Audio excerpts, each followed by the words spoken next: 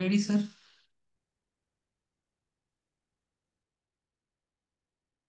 ॐ शुक्लाम्बरधरं विष्णुं शशिवर्णं चतुर्भुजं प्रसन्नवदनं ध्यायेत् सर्वविघ्नोपशान्तये नारायणं नमस्कृत्य नरं चैव नरोत्तमं देवीं सरस्वतीं व्यासं ततो जयमुदीरयेत् गुरुर्ब्रह्मा गुरुर्विष्णुः गुरुर्देवो महेश्वरः गुरुः साक्षात् परं ब्रह्म तस्मै श्रीगुरवे नमः ఓం భగవద్గీత శ్రోతలందరికీ కూడా ఆహ్వానం. మనం ఇప్పుడు రెండవ అధ్యాయం 37వ శ్లోకం పూర్తిగా చదివాము. 38వ శ్లోకం కూడా అవతారిక చదివి ఒకసారి శ్లోకం కూడా చదువుకున్నాం. ఏమిటిది? ఆయన లౌకిక దృష్ట్యా అంటే లోక స్వధర్మము అనేటువంటి పాయింట్ ఆఫ్ వ్యూలో మొట్టమొదటి శ్రీకృష్ణుడు ఏం చెప్పాడు? పరమార్థ తత్వ విషయంలో పరమార్థ తత్వము అనేటువంటి దృష్టితో నువ్వు చేయాల్సినటువంటి పని ఏమిటి అని మొట్టమొదటి చెప్పాడు. 11వ శ్లోకం నుంచి 30వ శ్లోకం వరకు 30 శ్లోకం వరకు. ఆ తర్వాత మళ్ళీ 31 నుంచి ఏం చెప్పాడు? ఆ, లౌకిక దృష్టి అంటే ప్రజలందరూ నిన్ను చూసి ఏమనుకుంటారు? నీ నీ మిత్రులు నీ శత్రువులు వీళ్ళందరూ కూడా నిన్ను చూసి ఏమనుకుంటారు? నిన్ను చూసి నవ్వుతారు కదా అని చెప్పని లౌకిక దృష్టితో చెప్పాడు. దాని తర్వాత ఏమిటి?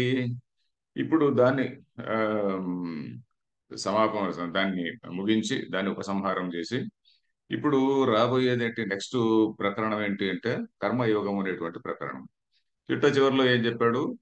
యుద్ధాయ కృత నిశ్చయ తస్మాత్ ఉత్తిష్ట కౌంతేయ అని 37వ శ్లోకంలో చెప్పినాడు. ఎందుకంటే అంటే స్వధర్మము అనేటువంటిది ఎంత కష్టమైనప్పటికీ కూడా ఒక వ్యక్తి ఆచరించి తీరాలి అని. ఇది ముఖ్యంగా ప్రాబ్లం. ఎందుకంటే ఈ బ్రాహ్మణ ధర్మం కొంచెం సులభం కావచ్చు, క్షత్రియ ధర్మం అనేటువంటిది చాలా కష్టసాధ్యమైనటువంటిది. యుద్ధంలో వస్తారు బతుకుతారు అనేటువంటిదే కాకుండా అది ఇంకా రాజ్యంలో ఎంతో మందికి మేలు జరగచ్చు, ఎంతో మందికి కీడు జరగచ్చు. సో ఈ స్వధర్మము ధర్మయుద్ధం ఏమిటి, అధర్మ యుద్ధం ఏంటి అనేది నిశ్చయించుకొని ఆ తర్వాత యుద్ధం చేయాల్సి వస్తుంది. సో అక్కడ సమస్య ధర్మయుద్ధం అనేటువంటిది. సో ఇక్కడ క్షత్రియుడికి తన కర్తవ్యాన్ని ఎట్టి పరిస్థితుల్లో కూడా నిర్వహించాలి అనేటువంటి ధర్మం. అది చెప్పాడు అనమాట. క్షత్రియుడికే కాదు, ప్రతి ఒక్కరికి కూడా నేను నిద్రలే పొద్దున లేస్తున్నా ఏదో నేనేదో కొంచెం అనుష్ఠానం చేయాలి అనుకోండి, అదే ఇది నా ధర్మం. లేదు దానికి నేను లేజీగా నేను ఉంటే కానీ, నేను సోమరిగా ఉంటే నా ధర్మాన్ని నేను అనుష్ఠించడం లేదు అని. సో ఆ విధంగా అనమాట. సో ఇప్పుడు నెక్స్ట్ శ్లోకం 38వ శ్లోకం కూడా చదివాము. అయినా ఇంకొకసారి చదువుకుందాం. సుఖ దుఃఖే సమయ కృత్వా सुखदुःखे समे कृत्वा లాభాలాభౌ జయాజయౌ लाभालाभौ जयाजयौ తతో యుద్ధాయ యుజ్యస్వ ततो युद्धाय युज्यस्व నైవం పాపం అవాప్స్యసి. नैवं पापमवाप्स्यसि। ఇది పద విభాగం కూడా చెప్పుకున్నాము. సుఖ దుఃఖే సమయ కర్త్వా లాభాలాభౌ జయాజయౌ తతః యుద్ధాయ యుజ్యస్వ నా ఏవం నైవం పాపం అవాప్స్యసి. అంటే ఈ సుఖము దుఃఖము అనేటువంటిది ఎలాగొస్తాయి? లాభము అలాభము, లాభము నష్టము అనే వాటి నుంచి సుఖము దుఃఖం వస్తాయి. వాటిని సమంగా చూసి తర్వాత జయాజయం, జయము పరాజయము ఈ రెంటిని కూడా సమానంగా చూసి ఆ విధంగా ఆ విధంగా యుద్ధాయ విజయస్వ. ఎందుకు? నీకు క్షత్రియుడైనటువంటి నీకు ఇది యుద్ధం అనేటువంటిది నీకు విహిత కర్మ. విహిత కర్మ అంటే నిత్యకర్మ. క్షత్రియుడికి నిత్యకర్మ. నిత్యకర్మలు అంటే మనకు సంధ్యావందనము ఇవన్నీ ఎలాగా నిత్యకర్మలు, క్షత్రియుడికి నిత్యకర్మ అయినటువంటిది ఈ విహిత కర్మ. అందరికి కూడా మనకు కూడా నిత్యకర్మలు కొన్ని ఉంటాయి. తర్వాత ఆ, ఆశ్రమానికి సంబంధించి వర్ణానికి సంబంధించినటువంటి ధర్మాలు కొన్ని ఉంటాయి కదా, అవన్నీ కూడా నిత్యకర్మల్లాగానే. తతో యుద్ధాయ యుజ్యస్వ. అలా చేసినట్లయితే నీకు పాపము రాదు. నా ఏవం పాపం అవాప్స్యసి. ఆ విధంగా చేస్తే నీకు పాపం రాదు. అంటే యుద్ధం చేయకుంటే నీకు పాపం వస్తుంది అని అక్కడ విషయం. మరి యుద్ధం చేయడం వల్ల మళ్ళీ ఏమవుతుంది? యుద్ధం చేయడం వల్ల కూడా మళ్ళీ పుణ్యం వస్తుంది కదా. యుద్ధం చేయడం వల్ల పాపం రాదు, స్వధర్మాచరణం వల్ల కొంచెం పుణ్యం కూడా వస్తుంది. ఆ పుణ్యం వల్ల ఏమవుతుంది? మళ్ళీ ఆయన స్వర్గానికి వెళ్తాడు, మళ్ళీ తిరిగి వస్తాడు. మళ్ళీ తిరిగి రాకుండా ఉండాలంటే ఆయనకి శ్రేయ మార్గం చెప్పమన్నాడు కదా. శ్రేయస్సు అనేటువంటిది ఏమిటి? కాబట్టి శ్రీకృష్ణుడు ఆయనకి ఏదో ఒక ఉపాయం చెప్పాలన్నమాట. అది తర్వాత శ్లోకంలో వస్తుంది అనుకోండి. ఈ శ్లోకం ఇంతే. దీనికి దీనికి భాష్యం చదువుతాం. చాలా సింపుల్ శ్లోకం. సుఖ దుఃఖే సమే తుల్యే కృత్వా सुखदुःखे समे तुल्ये कृत्वा రాగద్వేషౌ అకృత్వా ఇత్యేతత్. रागद्वेषौ अकृत्वा इत्येतत् రాగద్వేషౌ సారీ अकृत्वा इत्येतत् तथा लाभालाभौ जयाजयौ च समौ कृत्वा तथा लाभालाभौ जयाजयौ च समौ कृत्वा ततो युद्धाय युज्यस्व घटस्व ततो युद्धाय युज्यस्व घटस्व। नैवं युद्धं कुर्वन् पापमवाप्स्यसि इत्येष उपदेशः प्रासङ्गिकः। नैवं युद्धं कुर्वन् पापम् अवाप्स्यसि इत्येष उपदेशः प्रासङ्गिकः। Fine. సుఖదుఃఖే సమే కృత్వ సుఖదుఃఖే సమే కృత్వ సుఖము దుఃఖము ఈ రెంటిని కూడా సమంగా చూసి అని సమదృష్టి అనేటువంటి దాన్ని భగవద్గీతలో మాటిమాటికి వస్తుంది. సమత్వ బుద్ధి, సమదృష్టి, సమత్వ బుద్ధి అనేటువంటి మాట మాటిమాటికి వస్తుంది. సమయ అంటే ఏమిటి? తుల్యం. తుల్యం అంటే ఏమిటి? సమానంగా. దేనికి అది సుఖం వచ్చినా దుఃఖం వచ్చినా కూడా సుఖములో పొంగిపోడు, దుఃఖం వస్తే కృషించిపోడు. ఆ విధంగా సుఖ దుఃఖే సమయకృత్వ రాగద్వేషవు అకృత్వ అంటే సుఖం వచ్చినప్పుడు సుఖ సాధనం ఏదైతే ఉన్నదో దానిపైన రాగం, రాగం అంటే అనురాగం, ఇష్టము, ప్రేమ, అది అకృత్వ అలాగా చేయకుండా, తర్వాత దుఃఖం వచ్చినప్పుడు ఆ ద్వేష కారణమైనటువంటి ఈ దుఃఖ కారణమైనటువంటి విషయం ఏదైతే ఉంటుందో దానిపైన ద్వేషం, ఆ ద్వేషం కూడా అకృత్వ. రాగద్వేషవు అకృత్వ. సుఖములో రాగం ఉండకూడదు, దుఃఖములో ద్వేషం ఉండకూడదు. దుఃఖ కారణం పైన ద్వేషం ఉండకూడదు అని అకృత్వ ఇత్యేతత్ అని అర్థము. తథా అదే విధంగానే లాభాలాభవు జయాజయము, లాభము అలాభము, జయము అజయము, పరాజయము ఈ రెంటిలో కూడా దీన్నే అనుభవించుకోవాలి. అంటే దానిపైన ఒకదానిపైన రాగము, ఇంకొక దానిపైన ద్వేషము ఉండకూడదు. ఆ విధంగా చేసి యుజ్యస్వ. యుజ్యస్వ అంటే గెట్ రెడీ అని. యుజ్ యుజ్యస్వ గెట్ రెడీ.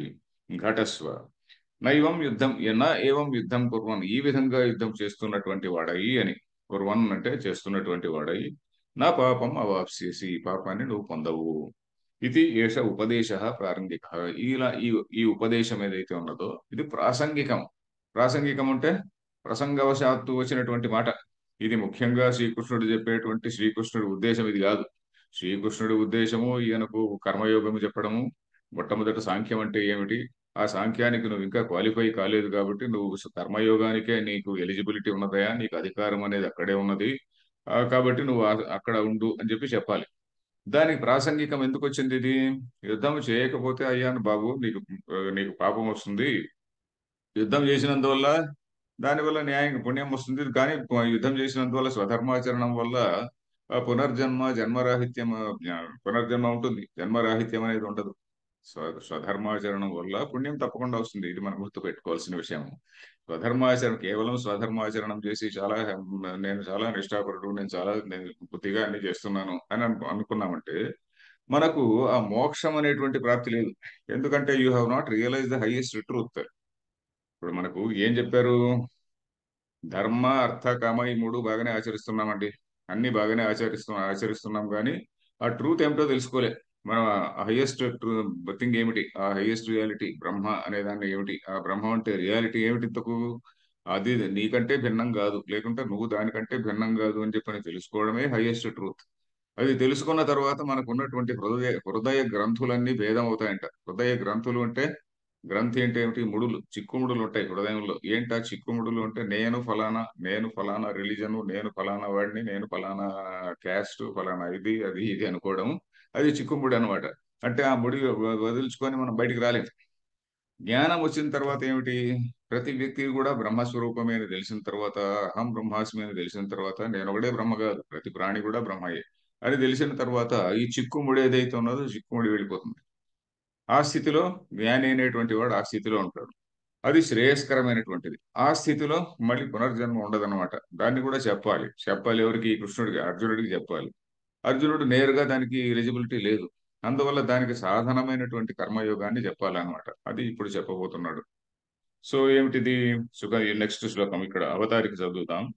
శోక మోహ అపనయనాయ లౌకికో న్యాయ शोकमोह अपनयनाय लौकिको न्यायः స్వధర్మమపి చాపేక్ష్య ఇత్యాద్యైః శ్లోకైః ఉక్తః अधर्मोऽपि चावेक्ष्य इत्याद्यैः श्लोकैः उक्तः ఇతు తాత్పర్యేణ न तु तात्पर्येण।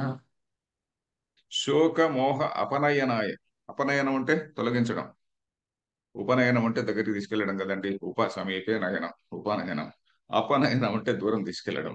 శోకము మోహాన్ని తొలగించడం కోసం శోక మోహ అపనయనాయ లౌకికో న్యాయ ఉక్త. లౌకికమైనటువంటి న్యాయం, లౌకిక న్యాయం అంటే జస్టిస్ అని కాదు ఇక్కడ. న్యాయం ఉంటే లౌకికంగా చేయవలసినటువంటి పని, చేయవలసినటువంటి పని విధి ఏదైతే ఉన్నదో, న్యాయ అంటే ఒక నీతి, రాజనీతి, లోకనీతి అంటాం చూడండి. ఒక పద్ధతి, లోకంలో ఆచరించాల్సినటువంటి పద్ధతి, ఒక విధానం అంటాం కదా, దాన్ని న్యాయ అంటాం. న్యాయ అంటే మనం మళ్ళీ న్యాయము అన్యాయము జస్టిస్ ఇంజస్టిస్ ఆ విధంగా కాదు. లౌకిక న్యాయ, ఏదో న్యాయం చెప్పినట్టు అంటుంటాం మనం. ఆ విధంగా ఏదో న్యాయం చెప్పినట్టు, లేకుంటే ఏదో సామెత చెప్పినట్టు అని. సామెత అనే పదం కూడా సంస్కృత పదమే. సామ్యత, సామ్యత అంటే దానికి ప్యారలల్. సామ్యం ఉంటే దానికి ఈక్వల్ గా ఉండేది, ప్యారలల్ గా ఉండేది, సిమిలర్ గా ఉండేది అని కదా. సిమిలర్, సేమ్, సామ్యం. సో లౌకికో న్యాయ ఏం చెప్పాడు? స్వధర్మమపి చావేక్ష్య అని చెప్పాడు. స్వధర్మం దృష్ట్యా కూడా నువ్వు చేస్తున్న తప్పేనాయన అని చెప్పాడు. ఈ 4 శ్లోకాల్లో చెప్పాడు. ఇత్యాద్యై శ్లోకై ఉక్త నతు తాత్పర్యేణ. నతు తాత్పర్యాణ, తాత్పర్యేణ అంటే అదే పరమార్థం కాదు.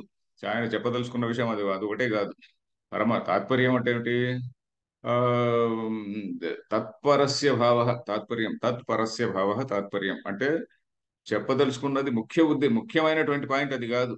అదే ప్రాసంగికంగా వచ్చింది. ప్రాసంగిక అనే మాట కూడా చెప్పాడు కదా పైన. ప్రసంగవశాత్తు వచ్చినటువంటిది.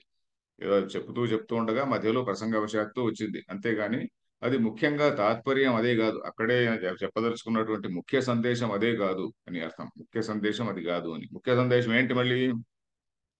పరమార్థ దర్శనం తు ఇహ ప్రకృతం పరమార్థ దర్శనం తు ఇహ ప్రకృతం తచ్చ ఉక్తం, తచ్చ ఉక్తం తచ్చ ఉక్తం ఉపసంహరతి ఏషా తేభిహిత సాంఖ్య తేభిహిత ఇది శాస్త్ర విషయ విభాగ ప్రదర్శనాయ. ఉపసంహ్రియతే ఏషా తే విహితా ఇది శాస్త్ర విభాగ దర్శనాయ. ఓకే. ఉపసంహరతి అని ఉంది నా బుక్ లో, నీ బుక్ లో ఉపసంహ్రియతే, రెండు ఒకటే. ఉపసంహ్రియతే అనేది కర్మణి ప్రయోగం. ఉపసంహరింపబడుచున్నది అని. ఉపసంహరతి అంటే ఉపసంహరించుచున్నాడు అని. ఏమిటి? పరమార్థ దర్శనం తు ఇహ ప్రకృతం. అయ్యా ఇది తాత్పర్యంగా ఇది కాదు అని అన్నాం. తత్పరస్య భావ తాత్పర్యం, తాత్పర్యం ఇది కాదు అన్నప్పుడు మరి ఏమిటి తాత్పర్యము అంటే పరమార్థ దర్శనం అనేటువంటిది ఇక్కడ తాత్పర్యం. పరమార్థ దర్శనం అంటే ఏంటి? లౌకిక న్యాయము చెప్పడం ఇక్కడ ఉద్దేశం కాదు. పరమార్థ దృష్ట్యా అంటే పరమార్థం అంటే ఏంటి? That supreme goal. పరమ అర్థ. పరమ అంటే హైయెస్ట్ కదా. అర్థ అంటే ప్రయోజనము. పరమార్థము పురుషార్థం. పరమ పురుషార్థం ఏమిటి? పరమ పురుషార్థం మోక్షము. ఆ పరమార్థ దర్శనం అంటే మోక్షము అనేటువంటి దానికి చేరుకోవడం అనేటువంటిది ఇక్కడ ముఖ్యమైనటువంటి విషయము. పరమార్థ దర్శనం తు ఇహ ప్రకృతం. ప్రకృతం అంటే ఇప్పుడు ఇక్కడ ఈ ఈ పుస్తకంలో లేక ఈ గ్రంథంలో ముఖ్య ఉద్దేశం అన్నమాట. అది తచ్చ ఉక్తం, అది కూడా చెప్పబడింది. పరమార్థ దర్శనం తు ఇహ ప్రకృతం తచ్చ ఉక్తం. ఎప్పుడు? ఉపసం ఏషాదేవి హిత అని చెప్పారు కదా. అంటే ఏమిటి? ఇది వరకు చెప్పబడింది అంటున్నాడు. ఎక్కడ చెప్పబడింది? 11వ శ్లోకం నుంచి 30వ శ్లోకం వరకు. ఏమిటది? 11వ శ్లోకం ఏది? అశోచ్యానందో శోచస్వం అనే దాని నుంచి మొదలుకొని నైవం పాపం వాప్స్యసి అనేది ఉంది కదా. నైవం శోచితుమర్హసి 38 30 దేహి నిత్యం అవధ్యోయం అని 30వ శ్లోకంలో ఉంది కదా. నత్వం శోచితుమర్హసి. ముఖ్య కారణం ఏంటి? శోకం. శోకం అనేటువంటిది ముఖ్య కారణం కదండి. ఇతనికి ముఖ్యమైనటువంటి విషయం కదండి అది. ఆ శోకానికి కారణమైనటువంటిది అజ్ఞానం. ఆ అజ్ఞానాన్ని తొలగించడం అనేటువంటిది శ్రీకృష్ణుడి ఉద్దేశం. అది ఇక్కడ. ఏషా తచ్చ ఉక్తం అంటే ఆ చెప్పబడిన దాన్ని అని. తచ్చ ఉక్తం ఉపసంహరతి, ఆ చెప్పబడిన దానిని ఉపసంహరించుచున్నాడు. తచ్చ ఉక్తం ఉపసంహరియతే అని అన్నా కూడా అనుకోవచ్చు. చెప్పబడినది ఉపసంహరించబడుచున్నది అని అక్కడ. తచ్చ ఉక్తం ఉపసంహ్రియతే అంటే ఉక్తం అనేది ప్రథమ విభక్తిలో తీసుకోవాలి. తచ్చ ఉక్తం ఉపసంహరతి, చెప్పబడిన దాన్ని ఉపసంహరిస్తున్నాడు అంటే ఉక్తం అనే దాన్ని ద్వితీయ విభక్తిలో తీసుకోవాలి అంతే. ఆ చెప్పబడిన దాన్ని ఏమిటి? అశోచ్యాన్ అనే చోట నుంచి మొదలుకొని 30వ శ్లోకం వరకు చెప్పిన దాన్ని ఉపసంహరిస్తున్నాడు. ఏమిటి? ఏషా తే భీహిత అని చెప్పని ఉపసంహరిస్తున్నాడు. ఈ విధంగా నీకు చెప్పబడింది. ఏషా తే అభిహిత. ఏషా ఇది తే నీకు అభిహిత చెప్పబడింది అని. నెక్స్ట్ శ్లోకం అదే. ఇది శాస్త్ర విషయ విభాగ ప్రదర్శనాయ. శాస్త్ర విషయ విభాగం, శాస్త్రంలో కర్మయోగం. అసలు కర్మ అంటే ఏమిటి? కర్మయోగం అంటే ఏమిటి? ఆ కర్మయోగం ఏ విధంగా చిత్తశుద్ధికి దారితీస్తుంది? కర్మయోగం తర్వాత నెక్స్ట్ మళ్ళీ స్టెప్ ఏమిటి? ఆ తర్వాత స్టెప్ ఏమిటి? జ్ఞాన నిష్ఠ అంటే ఏమిటి? ఇలాగా విషయ విభాగం దాన్ని ప్రదర్శించడం కోసం ఈ విధంగా చెప్తున్నాడు అని. తర్వాత ఇహ హి దర్శితే ఇహ హి దర్శితే పునః శాస్త్రవిషయ విభాగే तर्हि दर्शिते पुनः शास्त्रविषयविभागे उपरिष्टात् ज्ञानयोगेन साङ्ख्यानां कर्मयोगेन योगिनाम् इति परिष्टात् ज्ञानयोगेन साङ्ख्यानां कर्मयोगेन योगिनाम् इति निष्ठाद्वयविषयं शास्त्रं सुखं प्रवर्तिष्यते निष्ठाद्वयविषयं शास्त्रं सुखं प्रवर्तिष्यते श्रोतारस्य विषयविभागेन सुखं ग्रहीष्यन्ति इत्यतः आह। श्रोतारश्च विषयविभागेन सुखं ग्रहीष्यन्ति इत्यतः आह। ఓకే. ఇహ హి అంటే ఇక్కడ ఇక్కడేమిటి ముందు వాక్యం అన్నాడు విషయ విభాగ ప్రదర్శన అన్నాడు. ఇహకి ఇక్కడ ఏమిటి ప్రకృతమైనటువంటిది ఇప్పుడు చేయాల్సినటువంటిది దర్శితే పునః శాస్త్ర విషయ విభాగే ఇది సతి సప్తమి విషయ శాస్త్ర విషయ విభాగే దర్శితే సతి అని ఈ శాస్త్ర విషయ విభాగము అనేటువంటి దాన్ని ఇక్కడే సరిగా చేసి చూపించినట్లయితే అని ఈ శాస్త్ర విషయం అని విషయ విభాగం అది వేరే ఇది వేరే అని విభాగం చేసి చూపించినట్లయితే ఆ ముందు చెప్పబోయేటువంటిది ఉపరిష్టాత్ అంటే తర్వాత విషయ విభాగ శాస్త్ర విషయ విభాగే దర్శితే సతి అంటే శాస్త్ర విషయ విభాగాన్ని ఇక్కడే చూపించినట్లయితే సతి సప్తమి అనేది మనకు తెలుసు కదా. ఆ పునః దర్శితే పునః అంటే చూపించినట్లయితే దర్శితే పునః శాస్త్ర విషయ విభాగే ఉపరిష్టాత్ అంటే ఆ తర్వాత మూడవ అధ్యాయంలో రాబోతున్నది ఏమిటి జ్ఞాన యోగేన సాంఖ్యానం కర్మ యోగేన యోగినాం అని చెప్పిన అయ్యా నేను రెండు నిష్టలు చెప్పానయ్యా ఏమిటి జ్ఞాన నిష్ట అనేది ఒకటి జ్ఞానయోగం అనేటువంటిది ఒకటి కర్మయోగం అనేటువంటిది ఒకటి రెండు నిష్టలు చెప్పాము అని చెప్పాడు కదా. నిజంగా అవి రెండు నిష్టలు కాదు అని కూడా మళ్ళీ భాష్యంలో వస్తుంది. నిజంగా రెండు నిష్టలు కాదు ఒకటి ప్రైమరీ స్టెప్ ఒకటి 10th క్లాసు ఇంకోటి next college something like that. ఆ విధంగా ఒకదాని తర్వాత మరొకటి అది సాధనము నెక్స్ట్ లెవెల్ ఈ సాధనం ద్వారా చేరవలసినటువంటి నెక్స్ట్ స్టేజ్ అది. జ్ఞానయోగేన సాంఖ్యానాం కర్మయోగేన యోగినాం ఇది నిష్ఠాద్వయ విషయం శాస్త్రం. ఆ నిష్ఠాద్వయ విషయం ఏదైతే ఉన్నదో శాస్త్రం శాస్త్రం అంటే వేదాంత శాస్త్రం అనుకోండి అథవా ఆత్మజ్ఞాన శాస్త్రం నిష్ఠాద్వయ విషయం. ఇక్కడ రెండు నిష్టలు జ్ఞాన నిష్ట యోగ నిష్ట కర్మయోగ నిష్ట జ్ఞాన నిష్ట అని రెండు దశలు ఒకే నిష్టలో ఆత్మజ్ఞాన నిష్టలో రెండు దశలు. అది అది సుఖం ప్రవర్తిష్యతే అది సుఖంగా ముందుకెళ్తుంది. ప్రవర్తిష్యతే అంటే సుఖంగా ముందుకు సాగుతుంది అని లేకుంటే కష్టం. అది ఎక్కడ చెప్పాడబ్బా మనం అనుకుంటుంటాం. అందుకని దీన్ని విషయ విభాగాన్ని ఇక్కడే చేస్తున్నాడు అని. శ్రోతారస్య విషయ విభాగేన సుఖం గ్రహీష్యంతి. శ్రోతార అంటే శ్రోతలు. శ్రోత అనేదానికి బహువచనం. శ్రోతలు అంటే చాలా మంది ఉన్నారు అని కాదు. అంటే శ్రవణం చేసేటువంటి వాళ్ళు పబ్లిక్ ఆడియన్స్ కాదు ఇక్కడ జనరల్ ఆడియన్స్ అంతా అని కాదు. శ్రవణం చేసేటువంటి వాళ్ళు ఎవరైతే ఉన్నారో వేదాంత శ్రవణం చేసేటువంటి వాళ్ళు ఈ విషయ విభాగం ఈ విధంగా చేయడం చేత సుఖం గ్రహిష్యంతి సుఖంగా అంటే కష్టం లేకుండా దీన్ని గ్రహిస్తారు అర్థం చేసుకుంటారు. ఇత్యతః అర్థం చేసుకోగలరు అనేటువంటి ఉద్దేశంతో ఈ విధంగా చెప్తున్నాడు. ఏమిటి ఏషా తేభిహిత సాంఖ్యే బుద్ధి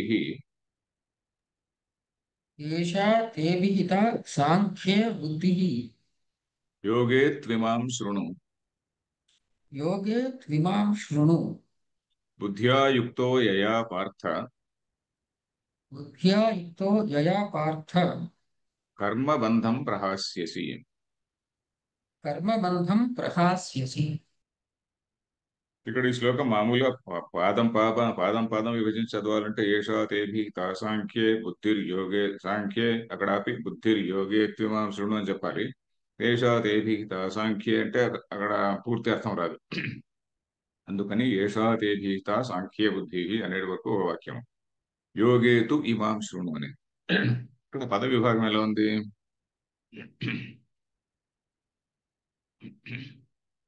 ఏషా తే అభిహిత సాంఖ్యే బుద్ధి యోగే తు ఇమాం శృణు బుద్ధ్యా యుక్త యయా పార్థ కర్మబంధం ప్రహాస్యసి. ఇది ఏషా అంటే ఏమిటి? స్త్రీలింగం. ఇది ఏమిటి స్త్రీలింగం? ఇక్కడ బుద్ధి అనేటువంటిది స్త్రీలింగ శబ్దం అండి. ఏషా బుద్ధి తే ఏ బుద్ధి? అది సాంఖ్య బుద్ధి. ఏషా సాంఖ్య బుద్ధి తే అభిహిత అని వాక్యం అక్కడ. ఏషా ఈ సాంఖ్యే బుద్ధి, సాంఖ్య విషయంలో అంటే ఆత్మజ్ఞాన విషయంలో బుద్ధి. సాంఖ్యం అంటే ఏమిటి? ఆత్మజ్ఞానం. సమ్యక్ ఖ్యాయతే ఆత్మతత్వం అనేనా ఇది. సో అది ఖ్యాప్యతే అథవా ఖ్యాయతే, రెండు కూడా. ఆత్మతత్వం దీని ద్వారా సమ్యక్ బాగా తెలుస్తుంది. అందువల్ల అది సాంఖ్యం. సో ఆ సాంఖ్యానికి సంబంధించినటువంటి బుద్ధి ఏదైతే జ్ఞానం, బుద్ధి అంటే ఇక్కడ జ్ఞానం ఏదైతే ఉన్నదో, విషయ విజ్ఞానం అనుకోండి. అది ఏదైతే ఉన్నదో అది నీకు అభిహిత అంటే చెప్పబడినది. యోగేతు, యోగములో, ఆన్ ది అదర్ హ్యాండ్ యోగములో, యోగానికి సంబంధించినదైతే ఇమాం శృణు, ఇమాం బుద్ధిం శృణు అని. ఇమాం బుద్ధిం, ఈ బుద్ధిని తెలుసుకో, ఈ విషయాన్ని తెలుసుకో అని. శృణు, విను. ఎందుకు? నువ్వు ఇంకా సాంఖ్యానికి అధికారివి కాదు కాబట్టి. తర్వాత బుద్ధ్యా యుక్తో యయా పార్థ, యయా బుద్ధ్యా యుక్త, యయా యోగ బుద్ధ్యా యుక్త, యయా కర్మయోగ బుద్ధ్యా యుక్త, ఏ కర్మయోగము చేత కూడినటువంటి వాడై అని. ఏ కర్మయోగం చేత కూడినటువంటి వాడై కర్మబంధం ప్రహాస్యసి, కర్మ యొక్క బంధాన్ని ప్రహాస్యసి అంటే వదిలించుకోగలవు, లేక విడిచిపెట్టగలవు. హా అనేటువంటి ధాతువుకి త్యాగం, వదిలేయడం అనే అర్థం కదండి. వదిలించుకోగలవు, విడిచిపెట్టగలవు, లేక పోగొట్టుకోగలవు అని ఏదో అర్థం. ఈ నీ కర్మబంధాన్ని ఏ విధంగా అయితే పోగొట్టుకోగలవో అలాంటి బుద్ధిని, అలాంటి యోగ బుద్ధిని ఇప్పుడు నువ్వు విను అని. యయా బుద్ధ్యా యుక్త కర్మబంధం ప్రహాస్యసి అంటే ఏ బుద్ధితో కూడినటువంటి వాడే నువ్వు కర్మబంధాన్ని తొలగించుకోగలవో తాం బుద్ధిం శృణు, అలాంటి బుద్ధిని, ఇమాం శృణు, నేను ఇప్పుడు ఈ ఇమాం బుద్ధిం అంటే నేను ఇప్పుడు చెప్తున్నటువంటి బుద్ధిని నువ్వు శృణు. ఏమిటది? కర్మయోగ బుద్ధిని శృణు అని పదార్థం, ప్రతి పదార్థం. భాష్యం చూద్దాం.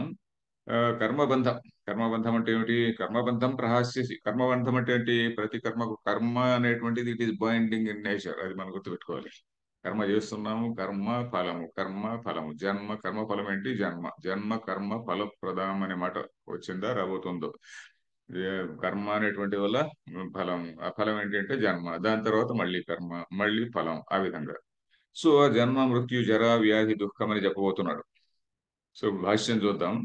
ఏషా తే తుభ్యం అభిహిత ఉక్త ఏషా తే తుభ్యం అభిహిత ఉక్త సాంఖ్యే పరమార్థ వస్తు వివేక విషయే బుద్ధి జ్ఞానం. సాంఖ్యే పరమార్థ వస్తు వివేక విషయే బుద్ధి జ్ఞానం. సాక్షాత్ శోకమోహాది సంసార హేతు దోష నివృత్తి కారణం. సాక్షాత్ శోకమోహాది సంసార హేతు దోష నివృత్తి కారణం. Very good. ఏషా తే, తే అంటే ఏమిటి? తుభ్యం, మీకు. అభిహిత అంటే ఏమిటి? ఉక్త, చెప్పబడింది ఏమిటి? సాంఖ్యే, సాంఖ్యం అంటే ఏమిటది? పరమార్థ వస్తు వివేక విషయం. పరమార్థ వస్తు, పరమార్థ వస్తు అంటే ఏమిటి? ఆ సుప్రీం రియాలిటీ ఏదైతే ఉన్నదో, పరమార్థం అంటే మోక్షం. దానికి సంబంధించినటువంటి, దానికి కావలసిన తెలుసుకోవాల్సింది ఏంటి? వస్తువు ఏమిటి అంటే పరమాత్మ తత్వమే.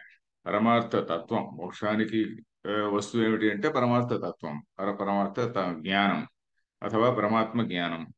దానికి వివేకం, ఆ వస్తువు వివేకం చేయాలి కదా. ఏది ఉమ్, చేతనము, ఏది అచేతనం, ఏది దృక్కు, ఏది దృశ్యము, ఇవన్నీ కూడా దృక్ దృశ్య వివేకము, ఆత్మ అనాత్మ వివేకము, ఇవన్నీ కూడా చెప్పారు కదండి. ఈ వివేకాలు రకరకాలుగా చెప్పారు కదా. ఆత్మ అనాత్మ వివేకము, దృగ్దృశ్య వివేకము, ఇట్లా రకరకాలైన భాషలో చెప్పారన్నమాట. సో ఈ వివేకం అనేటువంటి దాని గురించినటువంటి బుద్ధి ఏమిటది? సాక్షాత్ శోక మోహాది సంసార హేతు దోష నివృత్తి కారణం. సాక్షాత్ కారణం అనే పదాలు పట్టుకోండి. ఇక్కడ సాక్షాత్ కారణం ఇది. రెండు కారణాలు చెప్తారండి మోక్షానికి. ఒకటి ఏంటంటే సాక్షాత్ కారణం అనేటువంటిది ఒకటి. రెండవది ఓ పరంపరయా కారణం. పరంపరయా కారణం అంటే మనం ఏదో ఒక చిన్నగా కొంత దూరం ఒక స్కూటర్లో పోయినాము, దాని తర్వాత ఇంకేదో చిన్న కారు ఎక్కాము, ఆ తర్వాత కారు ఎక్కిన తర్వాత మళ్ళీ ఇంకెక్కడో వెళ్ళాము, ప్లేనో ఏదో పట్టుకున్నాము, 787 కాకుండా ఇంకేదో ప్లేన్ పట్టుకున్నాము, వెళ్ళాము అనుకోండి. అది పరంపరయా కారణం. ఒకదాని తర్వాత ఒకటి, ఒకదాని తర్వాత కొద్ది దూరం నడిచిపోయాము, మళ్ళీ ఒక స్కూటర్ ఎక్కాము, మళ్ళీ ఇంకోటి ఎక్కాము, మళ్ళీ ఇంకోటి ఎక్కాము, ఏదో చేశాం. సో అది పరంపరయా కారణం. సాక్షాత్ కారణం అంటే ఏంటి? ఉన్న చోటు నుంచినే నేరుగా ఒక ప్లేన్ లో ఫ్లైట్ తీసుకొని అక్కడెక్కడో చేరుకోవడం అనమాట. అది పరంపరయా స్థూలమైనటువంటి ఉదాహరణ. సో ఇక్కడ ఏమిటి? ఇక్కడ కర్మ మనం చేస్తున్నాము. ఆ కర్మను మనం చేస్తున్నటువంటి కర్మను మన కర్మ యోగంగా మార్చుకోవాలి. కర్మయోగంగా మార్చుకుంటే ఏమొస్తుంది? నేరుగా కర్మయోగం వల్ల నేరుగా జ్ఞాన ప్రాప్తి లేదు. కర్మయోగం వల్ల చిత్తశుద్ధి జరుగుతుంది. ఆ చిత్తశుద్ధి అంటే ఏమిటి? ఎబిలిటీ టు థింక్ ఇంపార్షియలీ, అంతే. చిత్తశుద్ధి అంటే ఇంకేం లేదండి. Ability to think impartially. చిత్తశుద్ధి అంటే ఏదో క్లీన్ చేసుకోవడము అంటే ఏమిటి? క్లీన్ చేసుకోవడము మనకు వేరే వీడు నావాడు, నేను tell me the man I tell you the law అని ఒక సూత్రం ఉంది లాలో. సో అలా కాకుండా ఆ, చిత్తశుద్ధి అంటే అన్నిటికీ అబౌవ్, రైజింగ్ అబౌవ్ అతివర్ణాశ్రమి అని ఏదైతే వేదం చెప్తుందో, అతివర్ణాశ్రమి అంటే వర్ణ ఆశ్రమ, లేకుంటే నా ఐడియాలజీ, నా రిలీజన్, నా నేషనాలిటీ, అవి ఇవి అన్నిటికీ అతీతంగా ఎదిగిపోయి he becomes a global citizen or universal citizen, not only for this globe. ఒక యూనివర్సల్ సిటిజన్ అవుతాడు వీడు. సో యూనివర్సల్ సిటిజనే కాదు, he identifies with the Brahman, not only citizen, he is with the Brahman. ఆ విధంగా ఉంటాడు. బ్రహ్మ దృష్టి ఎలా ఉంటుందో, ఈశ్వర దృష్టి ఎలా ఉంటుందో ఆ దృష్టితో ఉంటాడు వీడు. సో అది చిత్తశుద్ధికి రావాలంటే, ఆ లెవెల్కి పోవాలంటే మొట్టమొదటి చిత్తశుద్ధి జరగాలన్నమాట. ఏది? ఇంపార్షియల్ గా మనం ఎంక్వైరీ చేస్తే, ఇంపార్షియల్ గా ఎంక్వైరీ చేసిన తరువాత వచ్చేటువంటి రియలైజేషన్ అది. అహం బ్రహ్మాస్మి అనేటువంటి రియలైజేషన్ ఎంక్వైరీ తర్వాత వచ్చేటువంటిది. సో ఆ ఎంక్వైరీకి ముఖ్యది ఏమిటి? సాంఖ్య బుద్ధి అంటే ఏమిటి? నేరుగా డైరెక్ట్లీ దట్ ఎంక్వైరీ. సాంఖ్యం అంటే ఆ వివేక బుద్ధి. ఆ వివేక బుద్ధే అది ఎలాంటిది? సాక్షాత్ కారణం. దేనికి? శోక మోహాది సంసార హేతు దోష నివృత్తి. ఎన్ని చెప్పాడు అండి? శోకము మోహము. మోహము, ఈ శోకం అంటే దుఃఖం, అయ్యో అది లేదు ఇది లేదు అనేటువంటిది. మోహం, అయ్యో ఇది నావాడు నావాడు నావాడు అనేటువంటి మోహము. వ్యామోహం అనే మాట కూడా అంటుంటాం. వ్యామోహం అంటే రెండు ఉపసర్గలు చేరాయి ఇక్కడ, అంతే. వి ఆ మోహ. వి విశేషణ. ఆ అంటే ఆ సమంతాత్, మనిషి అంతా మొత్తం అంతా అని. విశేష వి ప్లస్ ఆ ప్లస్ మోహ, వ్యామోహ అయిపోయింది. విశేషంగా ఆ సమంతాత్ మోహ అని మొత్తం కంప్లీట్ గా మోహంలో మునిగిపోయి ఉండడం వ్యామోహం. మోహం అంటే కొంచెం లోయర్ లెవెల్, వ్యామోహం అంటే డీప్ లెవెల్. సో పరమ శోక మోహాది శోకము మోహం మొదలైన సంసార హేతువులు ఇవన్నీ కూడా. సంసార హేతువులు ఇవన్నీ ఏంటి? సంసార హేతువులైనటువంటి దోషాలు. సంసార హేతువులైనటువంటి దోషాలు. ఆ దోషానాం నివృత్తి. ఆ దోషములను నివారించడం అనేటువంటిది. ఆ నివృత్తే కారణం. ఆ నివృత్తికి కారణం. ఎన్ని సమాసాలు ఉన్నాయి చూడండి అందులో, ఎన్ని విభక్తులు, ఎన్ని సమాసాలు ఉన్నాయి. శోకమోహాది సంసార హేతవ. తేష తే ఏవ దోషాః, హేతవ ఏవ దోషాః, సంసార హేతు భూత దోషాః. దోషాణం ఆ, నివృత్తి, దోష నివృత్తేః కారణం అని ఇట్లా ఇన్ని సమాసాలు అందులో ఒక లైన్ లో వచ్చేస్తాయి. ఈ దోష నివృత్తికి కారణం ఏమి? ఎలాంటి కారణం అంటే సాక్షాత్ కారణం. నెక్స్ట్ లైన్ లో చెప్పబోతున్నాడు. పరంపరయా కారణం ఏంటి అనేది నెక్స్ట్ లైన్ లో చెప్పబోతున్నాడు. అది విషయం ఇక్కడ. అజ్ఞానం వల్ల సాక్షాత్ కారణం ఎలాగవుతుంది? సాక్షాత్ కారణం పరంపరా కారణం అని చెప్పాను కదా. సాక్షాత్ కారణం ఎలాగైతుంది? అజ్ఞానం వల్ల శోకము, జ్ఞానం వల్ల అజ్ఞాన నాశము. కాబట్టి సాక్షాత్ కారణమైనటువంటిది వివేకము. ఈ వివేకం అనేటువంటిదే జ్ఞానానికి సాక్షాత్ కారణం. జ్ఞానం వల్ల అజ్ఞానం పోతుంది, దాని వల్ల శోకమోహాదులు తొలగిపోతాయి అనేటువంటిది. వేదాంతంలో చెప్పేటువంటిది ఒక విచిత్రమైన స్టేట్మెంట్ ఉంది. దుఃఖం అంటే ఏమిట్రా అంటే, it is your improper understanding అంటారు. దుఃఖం నామ ప్రజ్ఞాపరాధ ఏవ అని మాట కూడా చెప్పాను నేను ఇది వరకు. దుఃఖం నామ ప్రజ్ఞాపరాధ ఏవ. మనమే వివేకంగా సరిగా ఆలోచించలేదు, అందువలనే దుఃఖము. సరిగా ఆలోచిస్తే దుఃఖం అనేది లేదు అనేటువంటిది విషయం అక్కడ. Next line. యోగేతు తత్ప్రాప్త్యుపాయే योगे तु तत्प्राप्ति उपाये నిస్సంగతయా ద్వంద్వ ప్రహాణపూర్వకం निस्सङ्गतया द्वन्द्वप्रहाणपूर्वकम् ఈశ్వరారాధనార్థే కర్మయోగే కర్మానుష్ఠానే సమాధియోగే చ ईश्वराराधनार्थे कर्मयोगे कर्मानुष्ठाने समाधियोगे च ఇమాం అనంతరమేవ ఉచ్యమానాం బుద్ధిం శృణు. इमाम् अनन्तरम् एव उच्यमानां बुद्धिं शृणु. ఓకే. యోగేతు, యోగములో అయితే, యోగములో అయినట్టయితే, ఆ యోగంలో ఏది సాక్షాత్ కారణం అయితే అది. యోగంలో చెప్పాలంటే ఇది అని తూ వచ్చినప్పుడు సబ్జెక్ట్ మారుతుంది అని మనకు తెలుసు కదా. యోగేతు ఏమిటది? ఏమిటి ఇక్కడ? తత్ ప్రాప్తి ఉపాయే. యోగం ఎలాంటిది? తత్ ప్రాప్తి ఉపాయ. తత్ అంటే ఏమిటి అక్కడ? ఆ జ్ఞానం, ఆ సాక్షాత్ ఇదేంటి, సాంఖ్య జ్ఞానం అనుకోండి. ఆ సాంఖ్య జ్ఞానము సాక్షాత్ కారణం. ఆ సాంఖ్యాన్ని పొందడం కోసం ఉపాయం ఏమిటి? ఉపాయం అంటే ఏదో ప్లాన్, సీక్రెట్ ప్లాన్ అని కాదు. ఉపాయం అంటే సాధనం అంతే. ఉప అయ, ఉప సమీపే అయ. అయ అంటే టు మూవ్ అని. అయ గతవు అని గత ధాతు అర్థము. ఉప సమీపే అయ. ఉపాయం అంటే ఏంటి? ఆ, దగ్గరికి వెళ్ళేదన్నమాట. అపాయం అంటే అప అయ. అపాయం అంటే తొలగిపోవడం. ఉపాయం అంటే దగ్గరికి తీసుకెళ్ళడం. సో ఉపాయం. ఉపాయం తత్ ప్రాప్త్యుపాయే. తర్వాత దానికి సాధ్యమైనటువంటి ఏమిటది? నిస్సంగతయ ద్వంద్వ ప్రహాణ పూర్వకం. నిస్సంగతయ అంటే ఇప్పుడు దానిపైన ఫలాభిసంధి లేకుండా నాకు ఫలం కావాలి. కర్మయోగంలో కర్మ చేసిన తర్వాత కర్మ ఫలం కావాలి, నాకు ఈ పుణ్యం రావాలి. కర్మఫలం అంటే మళ్ళీ ఇంకోటి మనం మిస్అండర్స్టాండ్ చేసుకోకూడదండి. ఒక ఆయన ఒక జాబ్ చేస్తున్నాడు, జాబ్ చేస్తే శాలరీ తీసుకోకూడదు, శాలరీ తీసుకోకుండా పని చేయాలి అనేటువంటిది కాదు కర్మయోగం. కర్మయోగం అంటే మనం ఏవైతే ఈ శాస్త్రములో చెప్పినటువంటి పుణ్యకర్మలు చేస్తున్నామో అవి కర్మ అనే దాని కిందకు వస్తాయి. డెఫినేషన్, కర్మ డెఫినేషన్ ఏంటంటే శాస్త్రంలో చేసినటువంటి చెప్పినటువంటి ఆ, కర్మలు. ఎలాంటివి? ఇప్పుడు యజ్ఞము, దానము, తపహ ఇట్లాంటివన్నీ చెప్పారు కదా, ఆత్మశుద్ధికి చేసుకునేటువంటి కర్మలు. లేక even in your own duty, నీ డ్యూటీలో కూడా అన్యాయంగా చేయకుండా ఉండడం. ఆ డ్యూటీని కూడా ఏ విధంగా నీకు ఒక ఫ్రేమ్ ఆఫ్ రెఫరెన్స్ ఇచ్చారో, ఒక జాబ్ చార్ట్ ఎలాగున్నా ఇచ్చారో, జాబ్ లో ఎథిక్స్ కొన్ని ఉంటాయి, ఇంకొన్ని దాన్ని ఏమంటాం, ఆ, ఆ, దాని ప్రకారం కాండక్ట్ రూల్స్ అంటాం. ఆ కాండక్ట్ రూల్స్ అనుకోండి. ఆ కాండక్ట్ రూల్స్ అనేటువంటిది కూడా ధర్మమే. ఆ, ఎందుకంటే కాండక్ట్ రూల్స్ అనేటువంటిది నువ్వు దాన్ని వయోలేట్ చేస్తే వేరే వాడికి నష్టం చేస్తున్నావు. ఎక్కడైతే మనం వేరే వాడికి నష్టం చేసేటువంటి పాసిబిలిటీ ఉన్నదో అక్కడ ధర్మం అనేటువంటి ఆస్పెక్ట్ తప్పకుండా వస్తుంది. సో కర్మ అనేటువంటిది అక్కడ మళ్ళీ ఇక్కడ అప్లై అవుతుంది. సో కర్మయోగం అంటే ఏంటి? ఈశ్వరార్పణ బుద్ధి. అంటే ఆ, అది ఐశ్వర్యార్పణ అనేది కూడా చెప్తాను. సో ఇక్కడ మొట్టమొదటి నిస్సంగతయ్య అంటే ఆ, కర్మ ఫలం పైన అపేక్ష లేకుండా, కర్మఫలం పైన అపేక్ష లేకుండా ద్వంద్వ ప్రహాణ పూర్వకం. ఎలాగ ద్వంద్వం, రాగ ద్వేషములు పైన చెప్పాడు కదా, సుఖ దుఃఖే సమయకృత్వం అని. అలాగా ద్వంద్వ ప్రహాణ పూర్వకం అంటే రాగద్వేషములను ముందే త్యజించిన. పూర్వకం అంటే తత్పూర్వకం, స్నేహపూర్వకంగా. అంటే స్నేహం అనేటువంటిది మొట్టమొదటి ఉంది, స్నేహపూర్వకంగా పలకరించారు. అంటే స్నేహం అనేటువంటిది ముందు మనసులో ఉండి దాని ద్వారా ఇన్స్పైర్ అయి పలకరించాడు. ద్వంద్వ ప్రహాణ పూర్వకం, ద్వంద్వాన్ని ప్రహాణం చేసి inspired by that you are acting. Starting with that you are acting అని. తర్వాత ద్వంద్వ ప్రహాణ పూర్వకం ఈశ్వరారాధనార్థే.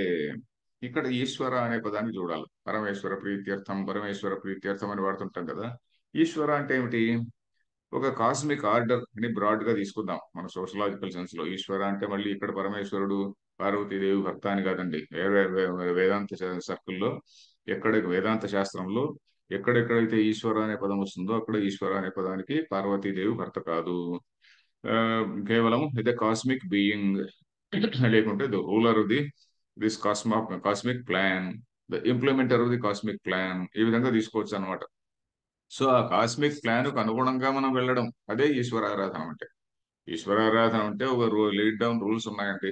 ఎదుటి వాడికి ఏదో 10 కమాండ్మెంట్స్ ఇంకేదో ఉన్నాయి, ఇంకేదో మంది మతంలో ఇంకేదో ఉంటుంది, లేకుంటే మన ధర్మశాస్త్రంలో ఫలానా విధంగా ఉంటుంది. సో అది ఈశ్వర ఆరాధన అంటే ఏంటి? దాన్ని సరిగ్గా ఫాలో కావడం అనేటువంటిది, ఎదుటి వాడికి ఇబ్బంది కలిగించకపోవడము, ఎదుటి వాడికి అన్యాయం చేయకపోవడము అనేటువంటిది అది ఈశ్వర ఆరాధన. సో అది ఈశ్వరారాధనార్థే కర్మయోగే. కర్మయోగం అంటే ఏంటి? ఈశ్వరారాధనార్థే పరమేశ్వర ప్రీత్యర్థం అని మనం చెప్పుకుంటుంటాం. పూజల్లో కూడా అప్పుడప్పుడు పరమేశ్వర ప్రీత్యర్థం అని చెప్పుకుంటుంటాం. మామోపాత క్షయ ద్వారా శ్రీ పరమేశ్వర ప్రీత్యర్థం అని సంధ్యావందనంలో రోజు పొద్దున్న లేస్తని చెప్పుకుంటుంటారు. తర్వాత కర్మయోగి అంటే ఏమిటి? కర్మయోగం అనే పదానికి ఇక్కడ చాలా గొప్ప అర్థం చెప్పాడండి శంకరాచార్యులు వారు. కర్మానుష్ఠానే సమాధి యోగేచ అని అన్నాడు. కర్మానుష్ఠానం, సమాధి యోగము రెండు కూడా. ఇప్పుడు కర్మయోగము, జ్ఞానయోగము, కర్మనిష్ట జ్ఞాననిష్ట అని రెండే నిష్టలు చెప్పారు కదా.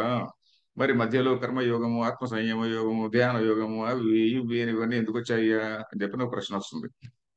మనం మామూలుగా నిష్ఠాద్వయం అని అంటున్నాం కదా, కర్మయోగము జ్ఞానయోగం అని. కర్మయోగం అంటే రకరకాలైనటువంటి పనులు. ఆ పనుల్లో ఈశ్వరార్పణ బుద్ధిగా కర్మ చేయడం అనేటువంటిది ఒక పని అంతే. ఈశ్వరార్పణ బుద్ధిగా విహిత కర్మ చేయడము, లేక మనకి చెప్పబడినటువంటి కర్మను ఆచరించడం అనేటువంటిది ఒక పని. దాని తర్వాత మళ్ళీ ధ్యాన యోగం అనేటువంటి ఒకటి ఉన్నది.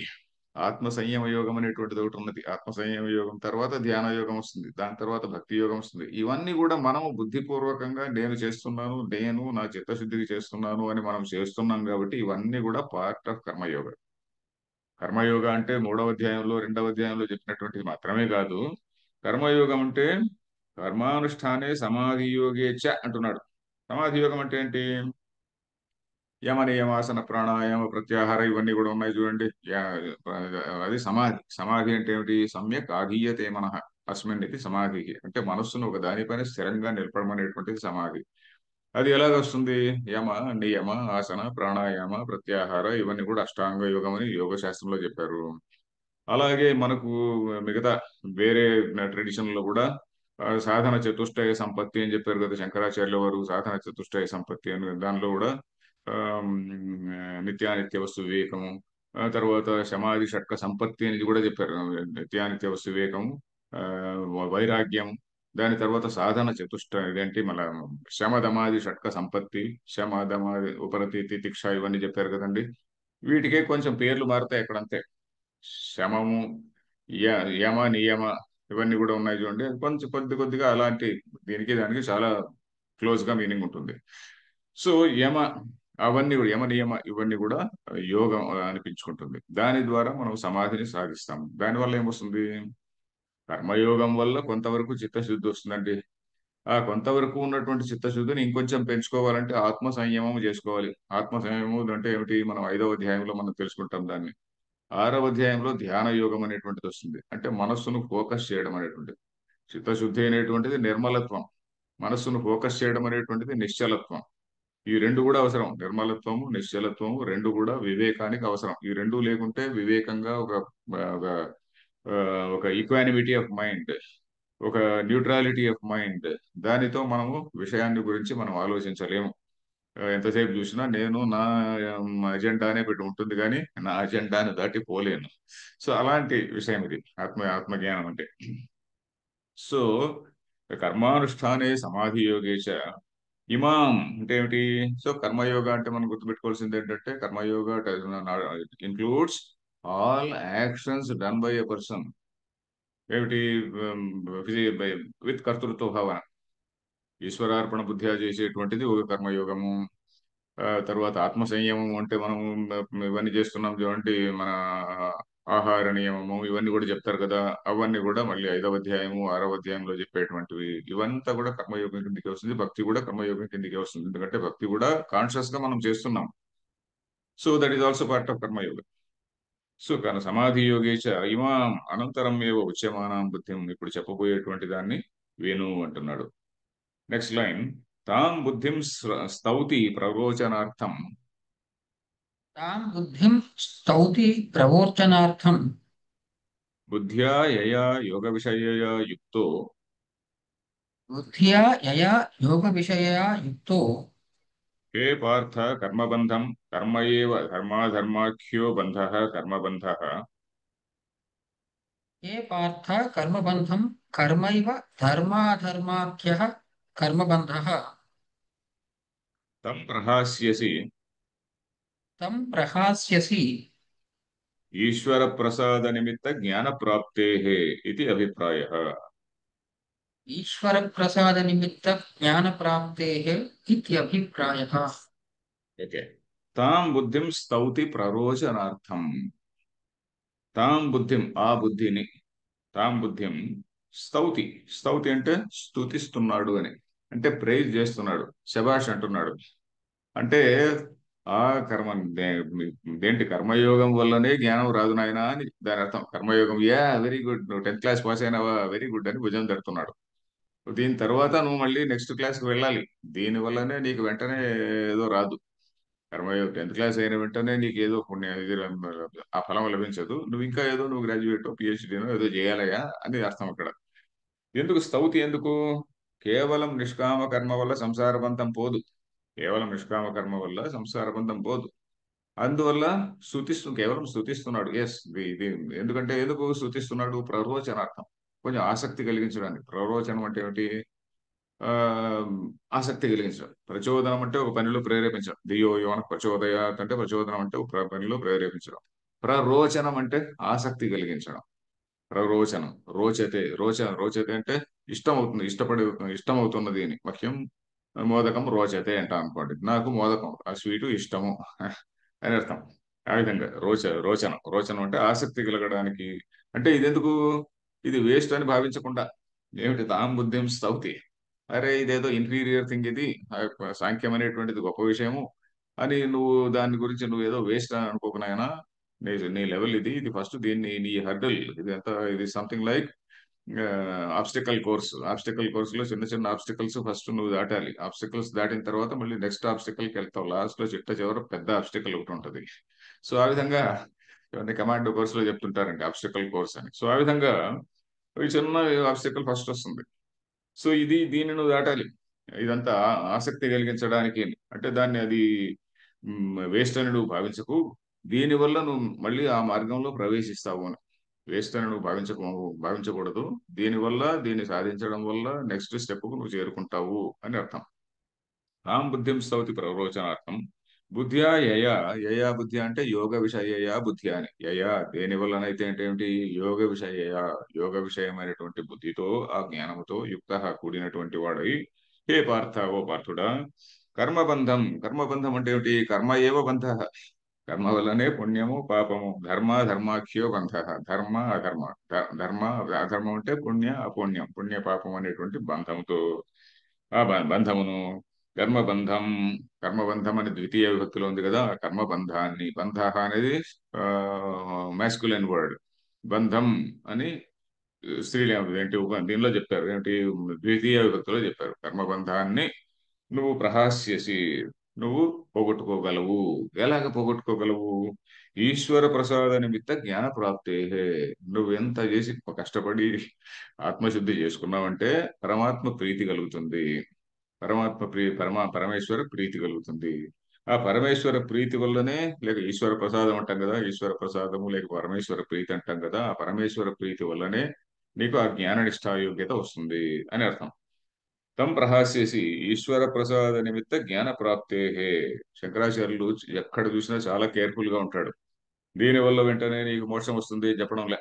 కర్మబంధం ప్రహాస్యసి అంటే ఈ యోగ బుద్ధి వల్ల నువ్వు ఓన్లీ టెక్స్చువల్ మీనింగ్ చూసావనుకోండి, ఓన్లీ టెక్స్చువల్ మీనింగ్, శ్లోకం మీనింగ్ చూస్తే, ఓ సాంఖ్య బుద్ధి నీకు ఇది వరకు చెప్పాను, ఇప్పుడు ఈ యోగ బుద్ధిని తెలుసుకో, ఈ యోగ బుద్ధితో కూడినటువంటి వాడై నువ్వు కర్మబంధాన్ని పోగొట్టుకుంటావు అంటే, నేను స్ట్రైట్ అవే చెప్పొచ్చు కర్మయోగం వల్ల మోక్షం వస్తుంది అని దీనికి ఇంటర్ప్రిటేషన్ ఇవ్వచ్చు. అలా ఇవ్వడానికి లేదయా అని శంకరాచార్యుల వారు చాలా జాగ్రత్తగా ప్రతి చోట కూడా చాలా జాగ్రత్తగా మనల్ని హెచ్చరించి చెప్తుంటాడు. కర్మయోగము అనేటువంటిది ఇట్ ఈస్ యాక్షన్ ఓన్లీ, కర్మ ఓన్లీ. కర్మ వల్ల నీకు ఇది రాదు, మోక్షం రాదు. కర్మ వల్ల వచ్చేటువంటిది కాదు, ఇది జ్ఞానం వల్ల వచ్చేటువంటిది. నీ ఐడెంటిటీ అనేది దేని వల్ల తెలుస్తుంది? జ్ఞానం వల్ల తెలుస్తుంది. అంతేగాని నువ్వు ఏదో కూర్చొని ఇక్కడ పూజ చేసుకుంటుంటే నీకు రాదు అది. సో ఈశ్వర ప్రసాద నిమిత్త జ్ఞాన ప్రాప్తి, కర్మయోగం వల్ల ఈశ్వర ప్రసాదము, దాని వల్ల జ్ఞాననిష్ట, ఆ జ్ఞాననిష్ట వల్ల ఈ శోకమోహాది అపనయనము ఇవన్నీ కూడా జరుగుతుంది. ఇది అభిప్రాయ. ఇక్కడ నెక్స్ట్ శ్లోకానికి టైం ఉందా? ఓ టైం అయిపోయింది, కరెక్ట్ గా టైం అయింది. సో ఇక్కడ ఈ శ్లోకంలో ఇది చాలా ఇంట్రెస్టింగ్ అంటే చాలా ముఖ్యమైనటువంటి శ్లోకం ఇది. కర్మయోగాన్ని స్తుతిస్తున్నాడు అని. స్తుతి అనే దాన్ని మళ్ళీ చెడ్డగా అనుకోకూడదు మనం. స్తుతి అనేది it is a tentative appreciation. Very good, you done nicely అని. బాగా వచ్చిందా నీకు, గుడ్ మార్క్స్ వచ్చాయి, నెక్స్ట్ స్టెప్ పద అని. అది స్తుతి అన్నమాట. సో ఇక్కడికి ఆపుదాం ఈరోజు. మళ్ళీ again will meet on Wednesday. ఓం పూర్ణమదః పూర్ణమిదం పూర్ణాత్ పూర్ణముదచ్యతే పూర్ణస్య పూర్ణమాదాయ పూర్ణమేవ అవశిష్యతే. ఓం శాంతి శాంతి శాంతి. ధన్యవాదాలు ఆచార్య.